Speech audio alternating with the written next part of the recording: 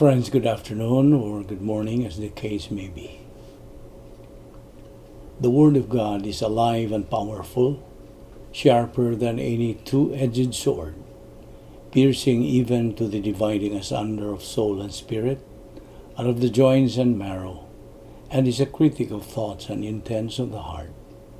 All Scripture is God-breathed and is profitable for doctrine, for reproof, for correction, for instruction in righteousness, that the man of God may be mature, thoroughly furnished unto all good works.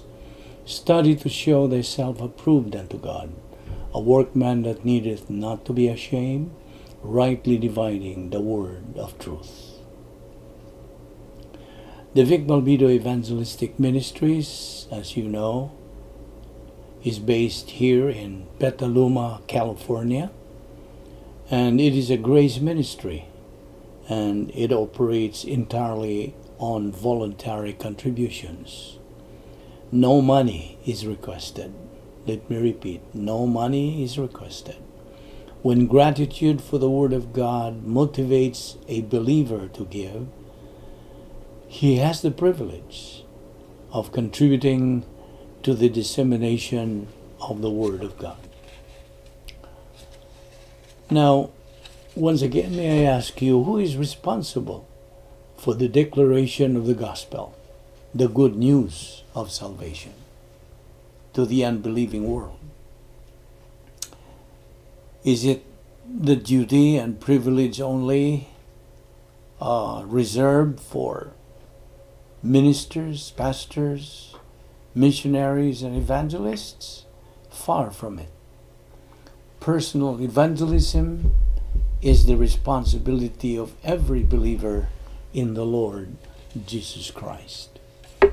Now, in preparation for our study of the Word of God, the next few moments will be devoted to silent prayer, the objective of which is to make sure that we are filled with the Holy Spirit as we approach the Word of God.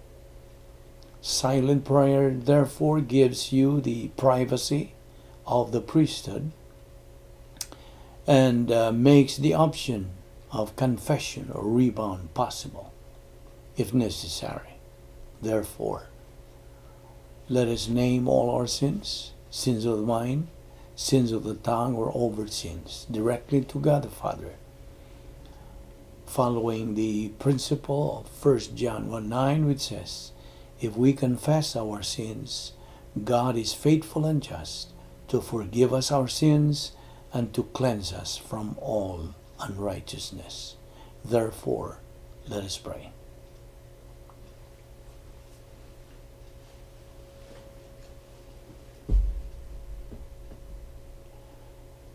Let us pray. We thank you, Heavenly Father, for your wonderful sense of humor, for your faithfulness, for your relaxed mental attitude toward us because of grace, for the fact that you love us on the basis of your character without compromising your character, for the fact that you have never compromised your character even once, in loving to the maximum the worst believer who ever lived and the best. We thank you, Father, that grace found the way to accomplish all of this grace gift. And as we continue to study this grace gift from Jesus Christ, may God the Holy Spirit enlighten us, for we ask it in Christ's name. Amen. We are here once again this morning or this afternoon, as the case may be. We are in good health, I hope. We are alert, with a clear mind, alive and kicking, all because of God's mercy, God's love, God's courtesy, and God's grace. We don't deserve it. We don't earn it. We do not work for it. Why? Because it is grace. First of all, we use the Bible as our textbook. And the book maybe you're holding right now in your hands or on your lap right now, we call the Bible, is the greatest book the world has ever known. It is a supernatural book and is always updated. It has no second edition. Its contents are God's thinking, God's viewpoint, and it is the most powerful thinking in the whole universe. The Bible is timeless, enduring, and eternal. Now, what do I mean by that? It means God's thinking has existed long before everything came into existence. The Bible continues to be the most published and the most distributed book on this planet. No book has been more criticized, more banned, more burned than the Bible. And yet, it is still available and will be as fresh and relevant at all times as it has been in the last 2 millennia. In Mark 13:31, God says in His own words, "Heaven and earth shall pass away, but my word will never pass away." One of the Bible's contents is God's plan and purpose for your life. And God's purpose for your life will never, ever change. As what Psalm 33:11 says, His plans endure forever. His purpose lasts eternally. Yes, God knew we would be born in the previous century. God knows exactly the circumstances and the changes that will take place in our lifetime. Correct? And God designed a plan and purpose for our life. That's why to know His plan for our life, we have to study His Word. Because it is from this study that we can learn who and what God is, who and what is His plan for our life. Now, talking more about the Bible, there is this indestructibility of the Bible. Now, Emperor Diocletian said, and I quote, "The Christian religion is destroyed and the worship of the gods restored." Now, 10 years later, Emperor Constantine made Christianity the state religion. French philosopher Voltaire said, and I quote, 50 years from now the world will hear no more about the Bible, unquote. But 50 years later, the Geneva Bible Society bought his printing press that printed his statements, and they used it to print more Bibles. American philosopher Thomas Paine, who was a critic of the Bible, predicted that there will not be 5 Bibles in America. Today, there are millions and millions and millions of Bibles in America. Now, Dr. Lewis Sperry Chafer, a great theologian, once said about the Bible, and I quote, "The Bible is not a book a man could write if he would, nor is the Bible a book man would write if he could," unquote. The Bible is the book of God. It is a unique book, a unique book in its ethics and morals. The Bible is unprejudiced. It has its enduring freshness. It is supernatural. It is unique as literature.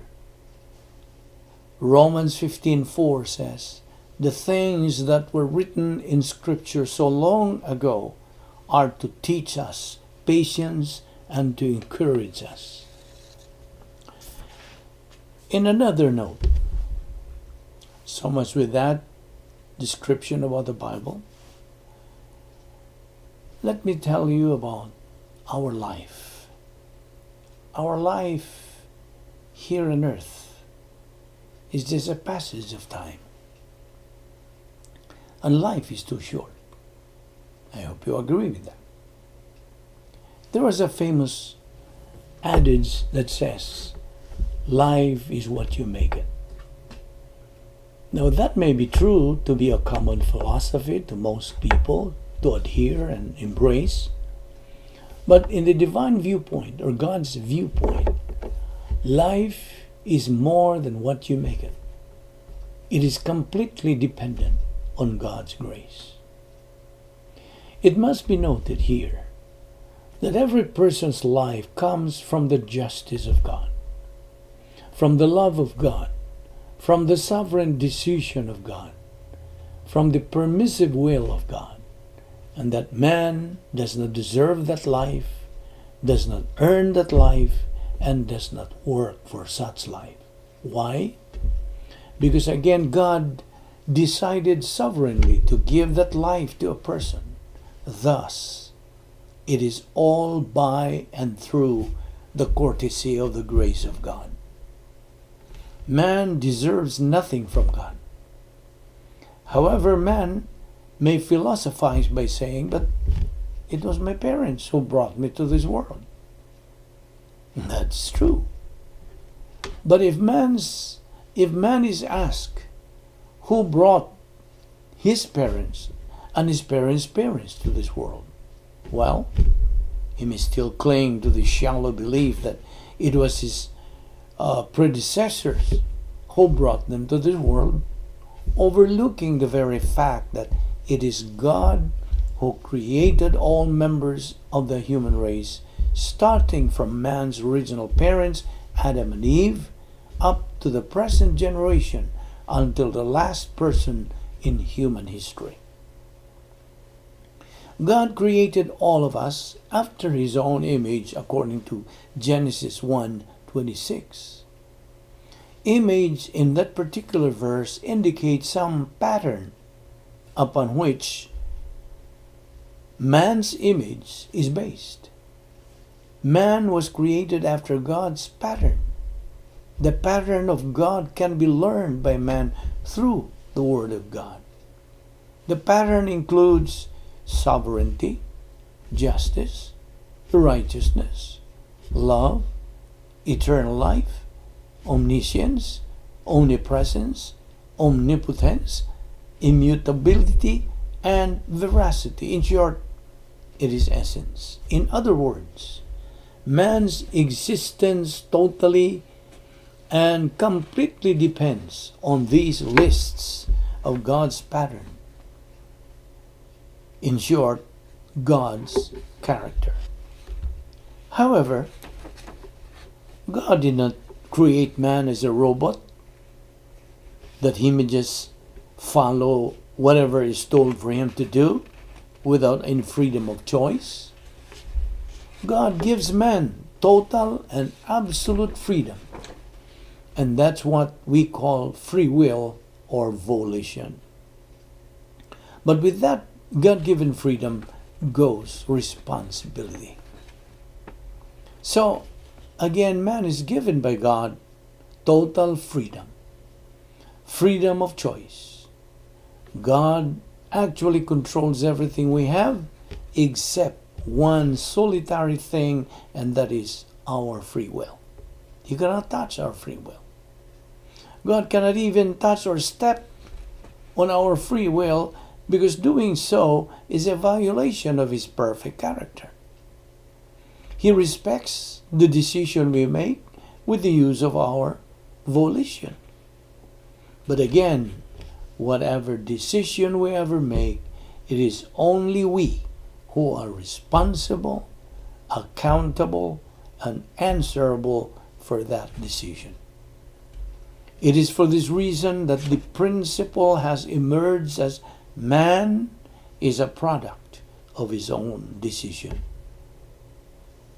Closely related to this principle is a divine viewpoint which states, what man sows, that shall he reap, according to Galatians 6:7. That again is God's inerrant word, which is nothing but truth itself. Life, therefore, is not only what we make it, but it is what God gives us to be used with His will and plan on the forefront. Let this be understood, that God created you for a purpose. God did not just brought you to this world like an animal without a soul, that when it dies, it goes out of existence. In actuality, God created man for fellowship with Him. Every person who is alive right at this moment possesses a life, human life. That human life was imputed by God to the soul of every member of the human race at the moment of physical birth, which indicates that that person is alive. And since every person has been created by God for fellowship with Him, then that person has to do God's will to be able to have fellowship with God, and that is to accept God's offer of salvation by believing on the Lord Jesus Christ as Savior. God's Word states, "He who believes in the Son has life. He who does not believe in the Son does not have life, but the wrath of God abides on him." John 3:36. That is God's design of salvation.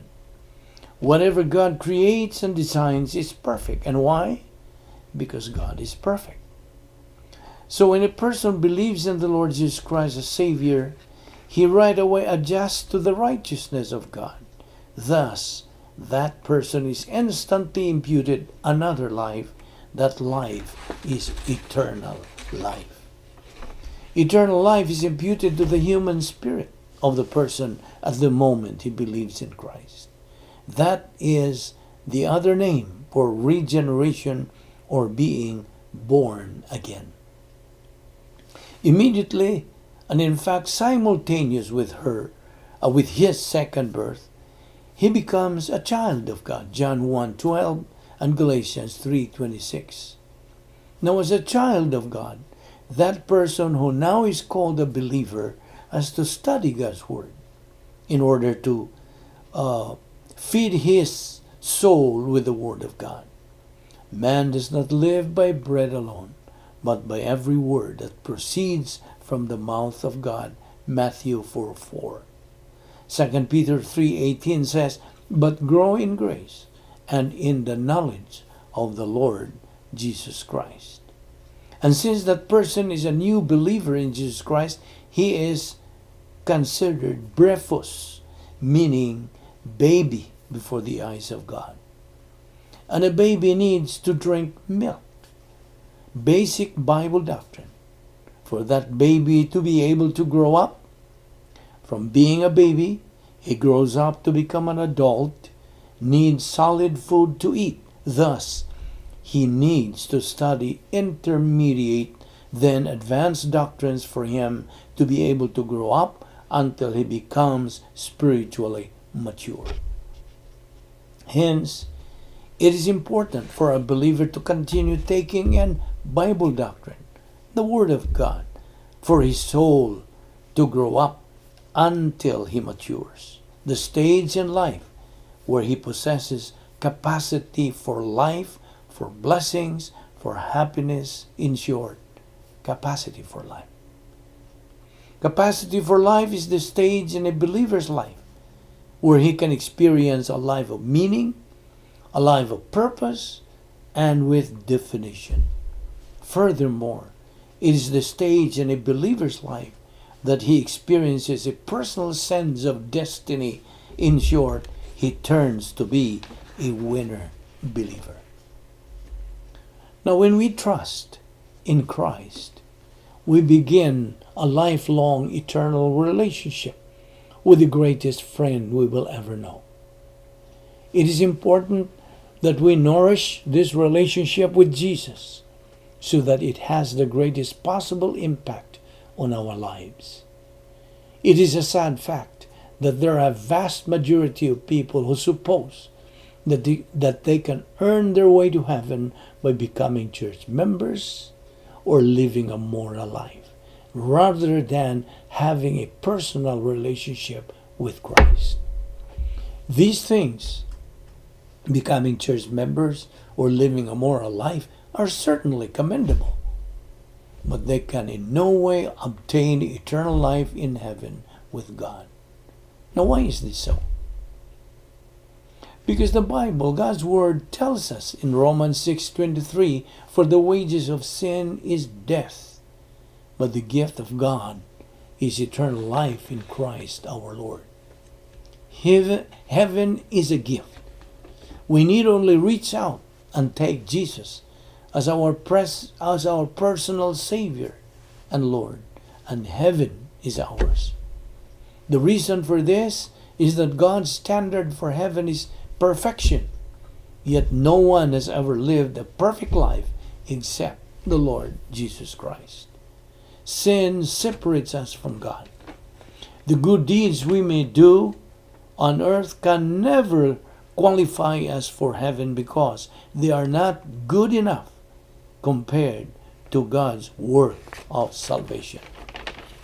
Now, furthermore, on the doctrine of eternal security, Romans 8:38-39 says, verse 38, "For I am persuaded that neither death, nor life, nor angels, nor principalities, nor powers, nor things present, nor things to come," verse 39, "nor height, nor depth, nor any other creature shall be able to separate us from the love of God, which is in Christ Jesus our Lord." The principle that we stand here is once saved, always saved. I'll give you some examples. Peter, Apostle Peter, denied our Lord how many times? 3 times before the rooster crows 3 times. But did he lose his salvation? No. Why? Because of eternal security. David committed 2 major sins. 1, adultery. He did cohabit with Bathsheba, who was married. Number 2, murder. He killed Bathsheba's husband, Uriah the Hittite. But did he lose his salvation? No. Why? Because of eternal security. Moses, another well-known Old Testament believer, leader among God's people, the Jews. He killed an Egyptian who had been beating an Israelite. Moses buried the corpse in the sand, but did he lose his salvation? No. Why? Because of eternal security. Ephesians 2:8-9 says, "For by grace are ye saved through faith, and that not of yourselves. It is a gift of God, not of works, lest any man should boast." Romans 5:1, "Therefore, being justified by faith, we have peace with God through the Lord Jesus Christ." Let us compare Christianity with religion. Christianity is the opposite of religion. Christianity is God's attempt to reach man. Religion is an organization. It is man's attempt to reach God. Christianity is an organism. Religion is not an organism but organization. It is, in Christianity, it is God's design. Religion is man's design. In Christianity, anybody can know that he is saved, can know that he is forgiven, can know that he is going to heaven. Paul said in 2 Timothy 1:12, "I know whom I have believed, and am persuaded that he is able to keep that which I have committed unto him against that day." A believer in Christ can surely claim by saying, I'm going to heaven because of the mercy and grace of God. Though I don't deserve it, I deserve judgment and hell. I am a sinner like anybody else, but I believe in the Lord Jesus Christ as my Savior. And because God Himself assures us of salvation simply by faith alone in Christ alone, then I'm going to heaven. And that's not arrogance, but humility towards God. But tragically, many people today are still in bondage in the religion. One common reason of an unbeliever's hardness of heart towards the gospel is his fanatical religious background and their preconceived notions. He would say, I stick to my religion because we are the majority. Well, you always hear that. Well, let the unbeliever who says that read Matthew 7:13 and 14. Verse 13, wide and easy is the gate that leads to destruction, and many are entering into it. But the road is narrow, and the way is hard that leads to life. Only few find it. But small is the gate, and narrow is the road that leads to life. Only few find it. After all, it's a matter of choice. The gospel is good news, not just good advice. It's a good news that tells us that we can be forgiven and that we can have a new life. Religion, on the other hand, does not save anyone. Religion is man's attempt to reach God. Christianity is God's attempt to reach man, us. In Christianity, a person can know that he is saved, can know that he is forgiven, can know that he is going to heaven. A believer in Jesus Christ can surely claim by saying, I am going to heaven because of the mercy and grace of God. Salvation always has been, always is, and always will be by faith in the Lord Jesus Christ. Believing in God is not even the means of salvation. It is believing in the Lord Jesus Christ because of John 14:6, which says, I am the way, the truth, and the life. No one comes to the Father but by me. Religion, therefore, is the opposite of Christianity. And in John 3:3, the Word of God says, unless a man be born again, he cannot see the kingdom of heaven.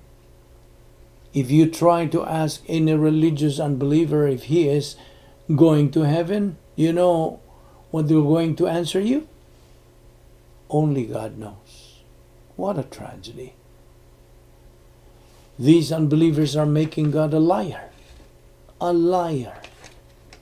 An unbeliever is a person who is choosing an endless nightmare. Do you know why? Because he spurns the one who suffered untold agony on the cross as his substitute, and his decision to reject Christ has appalling, horrible consequences. The alternative, the lake of fire, the final destination of the devil and his angels, God's garbage dump. Matthew 25:41. The lake of fire is otherwise known in the Bible as the second death. Revelation 20:14. The unbeliever is going to be thrown or cast into the lake of fire, since his name cannot be found written in the Lamb's book of life. In the lake of fire, there is a horrible, ominous future. There is total darkness forever. There is eternal loneliness. There is eternal unhappiness, eternal frustrations, eternal exasperation or anger, eternal suffering for all eternity. No chance of escape whatsoever. That's why the worst kind to die is to die as an unbeliever. But after all, it's a matter of choice. So do you know you are saved? That's a question that you should answer. You see, to get to heaven, it's who you have or you know that counts. Believe on the Lord Jesus Christ, and thou shalt be saved. Our Lord Jesus Christ, at the point of the virgin conception and birth, and some 30 years later, he went to the cross. Now on that cross, he was placed there at 9 o'clock in the morning after he had been up all night. He had been through 3 religious trials and 3 civil trials. In the religious trials, there was no defense attorney for the defendant. There was violence in the courtroom. The judge was prejudiced. The court was prejudiced.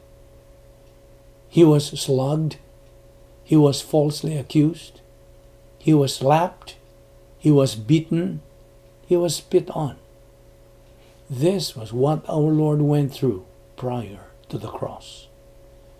The system of Jewish jurisprudence under the Mosaic law completely broke down, lost its objectivity. There was distortion of law, violence. The 3 civil trials were scams, only used by the Jews to become the instrument of railroading this innocent person to death. The greatest injustice that has ever occurred in human history is the injustice of Jesus Christ going to the cross and dying for our sins. The innocent person paid a penalty for the rest of us. Total injustice. And so, when he was put on the cross from 9 o'clock in the morning, he was taunted for 3 hours. If you're the Christ, come down off the cross and save yourself. If he could have done that, he would not die for our sins and saved us. And at 12 noon, God the Father took all the sins of the human race and imputed them to Christ. He began bearing our sins. He entered spiritual death. He was in spiritual death for 3 hours, from 12 noon to 3 o'clock in the afternoon. 3 times in the Garden of Gethsemane, he prayed, Father, if it is possible, let this cup pass from me, but not my will, but thine be done. Matthew 26:39. And as he anticipated the cross, as Luke 22:44 says, the perspiration on his face was so heavy, it was like drops of blood falling, thickened clots of blood filling through the ground, falling through the ground. He did not perspire blood. Note that. You don't perspire blood. It's in the comparative clause in the Greek language. Our Lord didn't perspire any blood. Just like there was no literal fire on the day of Pentecost in Acts chapter 2. That fire was on the hos, its os clause in Acts chapter 2. So there was no literal blood that Christ perspired in the garden. The thick drops of perspiration from the tremendous emotional pressure that he was under, knowing that he was heading for spiritual death. His fellowship with his own deity, his fellowship with God the Father and with God the Holy Spirit would be broken. He would be plunged in the spiritual death, totally abandoned by God and by the human race. He would be plunged into absolute destitute loneliness for 3 hours. And this is what he did. And at the end, he said, in Aramaic, Eloi, Eloi, lama sabachthani. And in the Greek, he said, Theimo o Theimo, hinante me igkatilipis. That's in Greek. In English, of course, my God, why have you abandoned me? It's not a question. It was a statement of intense pressure for what he has gone through. And he died for all on that cross. That's the unlimited redemption. There's only one Savior, the Lord Jesus Christ. Through the virgin conception and birth of Christ, he bypassed the imputation of Adam's sin. He didn't have an old sin nature because of his perfect position or positive volition. He never committed an act of personal sins. This adds up to the fact that in his humanity, he has perfect righteousness that qualified him to be the Savior. He satisfies the demands of the character of God, that the one who paid the penalty for man's sin had to be a perfect spiritual character, perfect righteousness. Christ was like that in his humanity. There is no other member of the human race who has ever been like him. Christ died on the cross. He entered spiritual death, the greatest injustice in human history. And doctrinally, we take his person that satisfies the righteousness and justice of God. His death satisfies the justice of God. God's love, therefore, pours to man by way of the cross. John 3:16. Now, doctrinally, we take spiritual death and apply to the problem of sin. Therefore, sin is no longer the issue in salvation. What's the issue? The issue is the Lord Jesus Christ. What think ye of him? Again, it's a matter of appropriating God's provision of salvation, faith alone in Christ alone. You remember when he was hanging on the cross, our Lord became a worm. He became a worm for us while he was hanging on the cross. In Psalm 22, verse 6, it says, "But if I am a worm and no man, a reproach of men, and despised of all people." Now, the word for worm there is a very rare Hebrew word used for a special kind of worm which, with thousands of others of the same species, was placed into a huge vat, crushed to extract the blood, which was used to make the most beautiful crimson dye in the ancient world. This is the color of royalty. The robes of kings were dyed with this brilliant crimson. When Jesus said, "I am a worm," it was to indicate that he was being crushed for us as he hung upon Calvary's cross. He was crushed that you and I, when we trust in him, might wear the robe of a king. Believers in the Lord Jesus Christ have the very righteousness of the Son of God credited to their account at the moment of salvation. This is the king's robe. God made a choice to provide salvation to the human race. Christ's spiritual death on the cross did not, in and of itself, provide salvation. It only provides appropriation to salvation.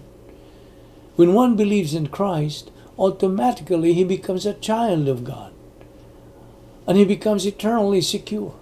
Thus, when he dies, he is qualified to live with God forever, and that is grace. God says in his word that we can know beyond any doubt that we are on our way to heaven. 1 John 5:13 says, "These things have I written unto you that believe on the name of the Son of God, that ye may know that ye have eternal life, and that ye may believe on the name of the Son of God." What are the reasons why we are assured of heaven? Number one, because the requirements for heaven have been met for us by Christ. Number two, The way to heaven is not by works, but by faith. Ephesians 2, 8 and 9. We have references for this. Acts 16:31, 6, or John 6:47, John 3:18, John 3:36. Now, perhaps you have never made the most important of all decisions, my friend. The Lord Jesus Christ bore every sin in His own body on the cross that you have ever committed or ever will commit. Now, there is no barrier between you and God, not even sin, only your own rejection of the Lord Jesus Christ. You can possess eternal life right now, right at this very moment, because God the Son has provided salvation. God wills that everyone be saved. 2 Peter 3:9. What does 2 Peter 3:9 say? It says, God is not willing that anyone should perish, but that all should come to repentance. Whoever believes may in Him have eternal life. John 3:15. For by grace you have been saved through faith, and that salvation is not of yourselves. It is the gift of God, not of works, lest any man should boast. So by a simple act of faith, a childlike faith towards Christ, faith in the Lord Jesus Christ, you can be born again. You can become a child of God and a member of His royal family forever. Jesus says, "Come to me, all ye who are weary and heavy laden, and I will give you rest." Matthew 11:28. He that believeth on the Son hath life. He who does not believe in the Son does not have life, but the wrath of God abides on him. Therefore, believe on the Lord Jesus Christ, and thou shalt be saved. With your heads bowed and your eyes closed, let us dedicate the closing moments to those without Christ, without hope, and without eternal life. This is the most important moment in your life, in your entire life. As you sit here now, as you listen to our Bible study, evangelistic ministry, and you consider who Jesus Christ is and what He has done, the Lord Jesus Christ said, "I am the way, the truth, and the life. No man comes unto the Father but by me." That means the Lord Jesus Christ is either a liar or He is what He says He is, the Savior. He is the Savior. What does that mean? That means Jesus Christ came into this earth, took on the form of man, and was God, undiminished deity, and true humanity in one person. He came for one reason, and that was to die. To die for you. Greater love has no man than to give up his life for a friend. The Lord Jesus Christ did not give up His life for a friend. He gave it for the entire human race, entire world, even for those who hated Him, even for the Pharisees who hated Him. He died for them, and He died for you. Now what does that matter? It matters because while He hung on the cross, God the Father imputed to Him, the perfect God-man, the one who did not commit any sin, who does not deserve it. But the Father imputed to Him all the sins of all mankind and judged Jesus Christ for them. In the judgment, He became our substitute. He was judged for all our sins, so that those sins are no longer an issue between us and God.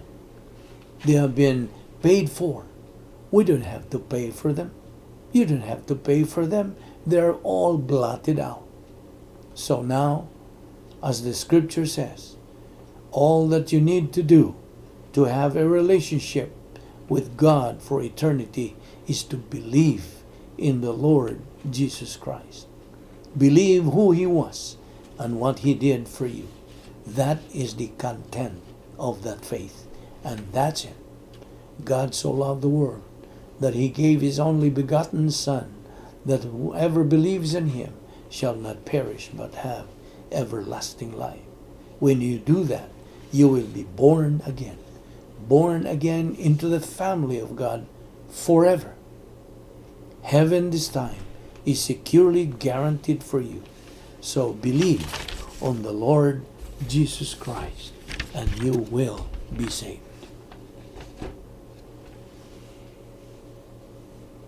Let us pray. Heavenly Father, today may we remember where our strength lies. May we be reminded that there is no God like you. And regardless of how grim the circumstances are, you are always there. Your grace is always sufficient for us. You always loved us. Your plan never fails, lest we forget that. Let us continue to take in Bible doctrine throughout the year and all throughout our lifetime without distraction. We pray, Father, for our nation, client nation USA. We pray for those in harm's way, for protecting this nation, those in uniform who bravely defend this nation. We pray for the rapid spread of the good news of salvation.